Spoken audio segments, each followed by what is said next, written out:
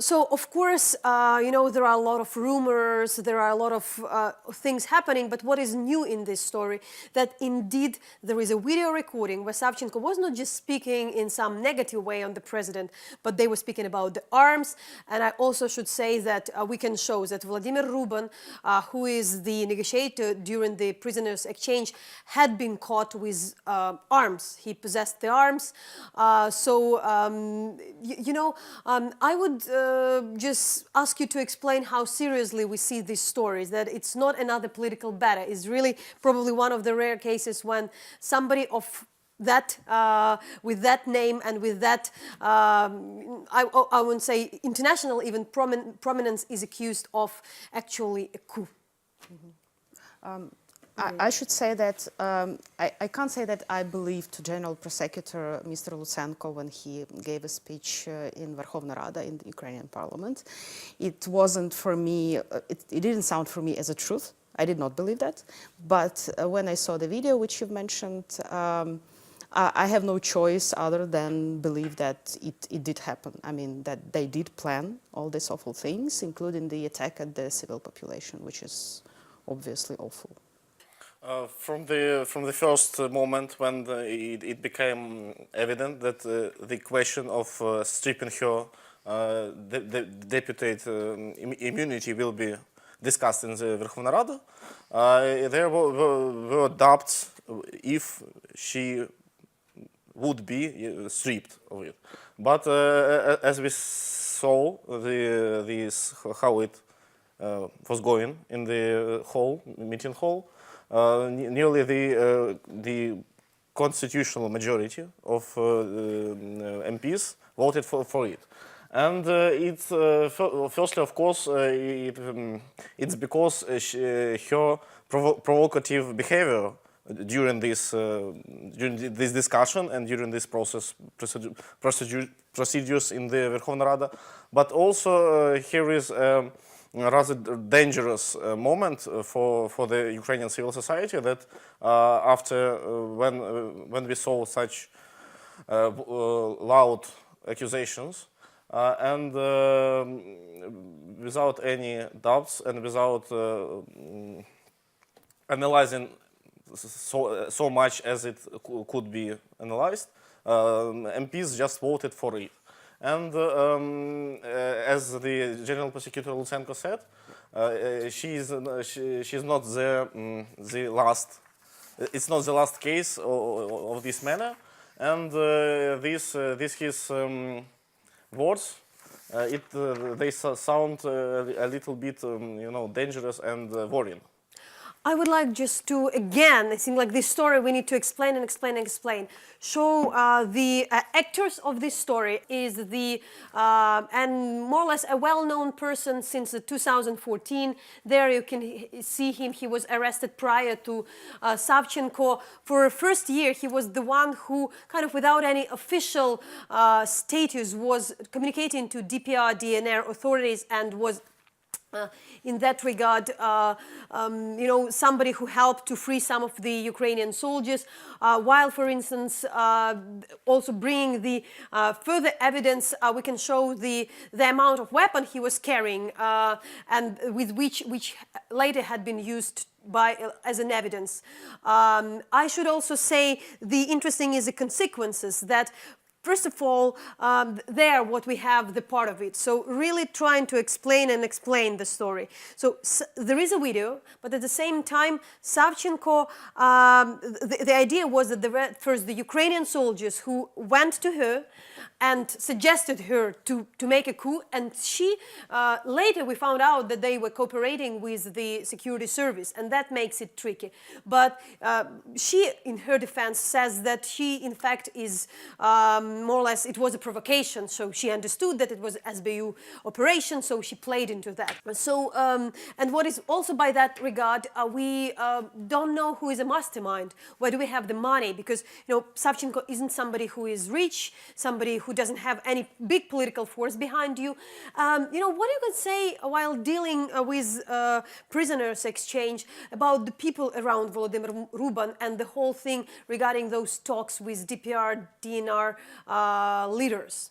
Yes, of course, there is a line of defense from the side of Savchenko and her lawyers, but we have not only the talks, we have the weapons. Of course, Savchenko was not arrested together with Volodymyr Ruban at the moment when they were crossing the line, but however, we can see that at that video that they're not joking.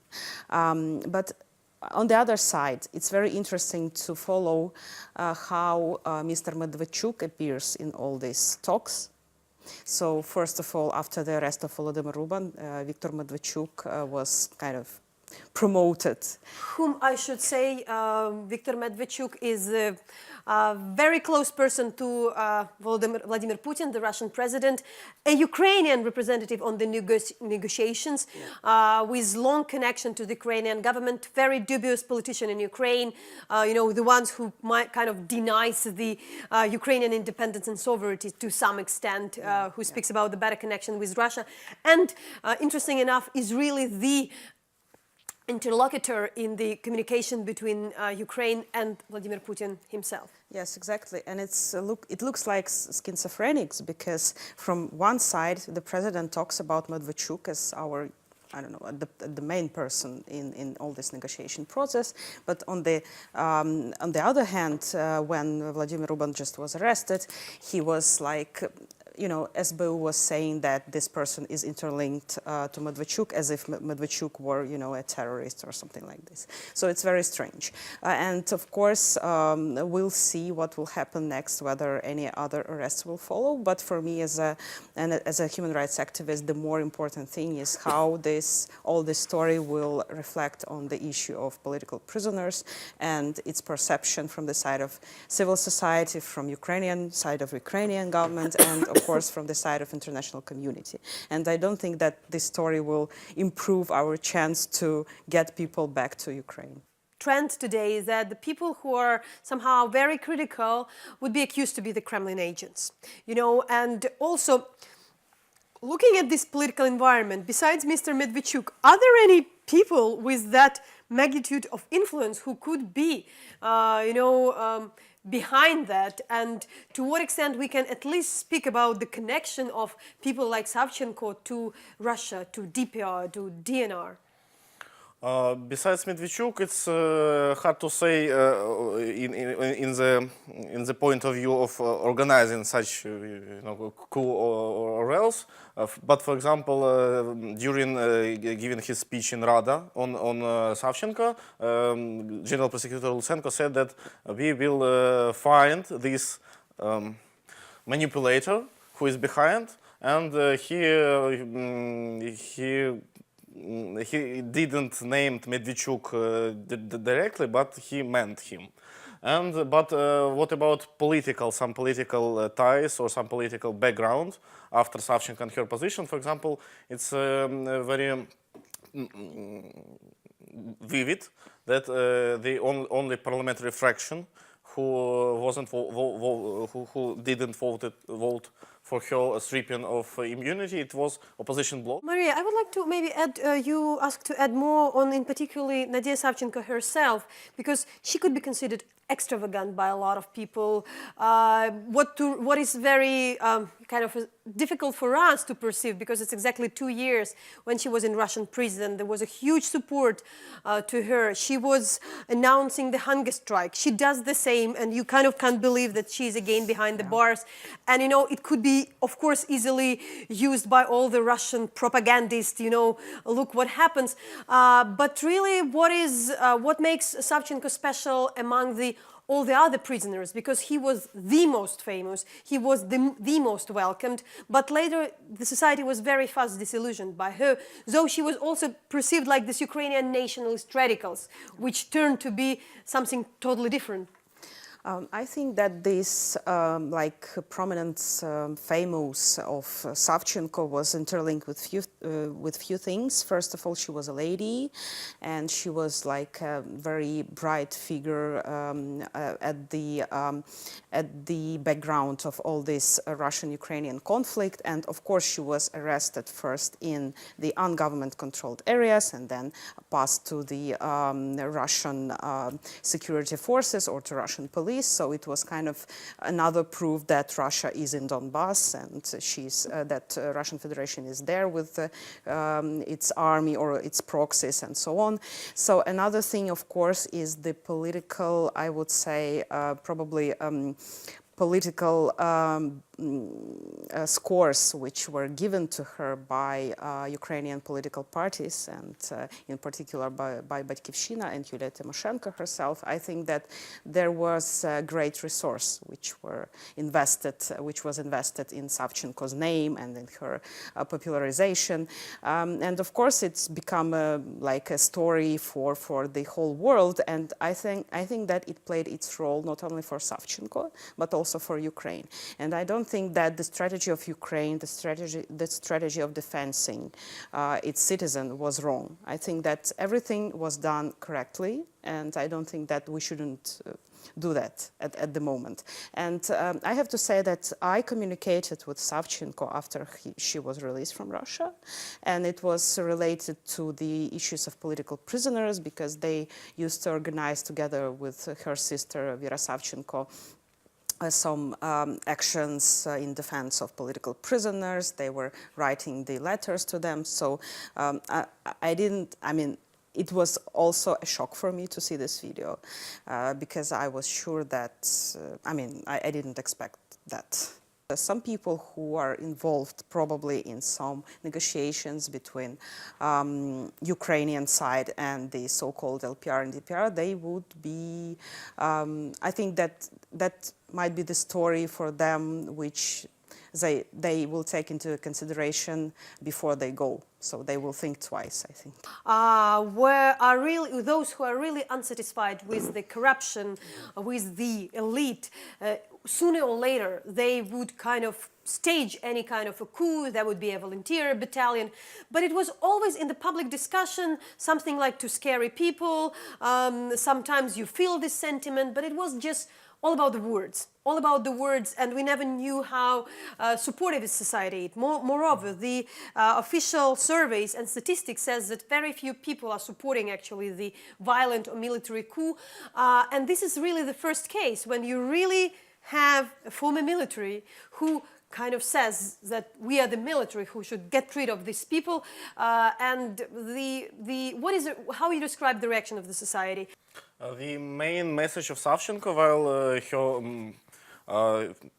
while she was defending in parliament in that day, in the third day, when the accusations of the Prosecutor General were in parliament, she said that her main aim was to make the authorities feel dangerous and feel some that they also may become victims. Of course, this message, some share of population received this message with a very high support, and it's really a little bit upsetting. But on the other hand, the authorities, they control the army and the National Guard. They control too much, and I don't think that the real perspective of some military coup may happen in the nearest year. So what do you really think how this whole story would influence on the Ukrainian society, on the discussion on the conflict in the East, and on generally on the whole thing with the accusation on the being a Kremlin agent, being an agent? Because there were a lot of scary things announced and published by the security service, but so far not everybody treated them seriously. Maria, what's your concern and what Anton says? First of all, I don't see now that there is a kind of support from the side of society towards Nadiya Savchenko. I wasn't sure if Ukrainian society will support her or not, but as we see in the court, there were not so many people, and near the court there were no peaceful assemblies in her support, and after she was arrested as well. So probably Ukrainian society also did believe in all that story which was shown by Prosecutor's office. Okay, thanks a lot. There was Anton Pechenkin, who is a political analyst, and Maria Tomak, who is the human rights activist for the Media Initiative for Human Rights. So the full story of what's happening around the arrest and accusation of the Ukrainian MP Nadiya Savchenko, you can find on our webpage en.hromadske.ua. There are more details, more evidence, everything you would like to learn. But still, for us, there is a question: to what extent Nadiya Savchenko and Volodymyr Ruban are independent figures, as in any case they are rather small personalities with not that much money and political influence, or if to what extent the whole story is real, and also if there is any bigger mastermind behind the whole issue. So that would be probably the most important question, and we will follow. So please stay with us. Also go to our webpage in general, en.hromadske.ua, and on our social network at Hromadske, and as well search Hromadske International on Facebook. We are there 24/7.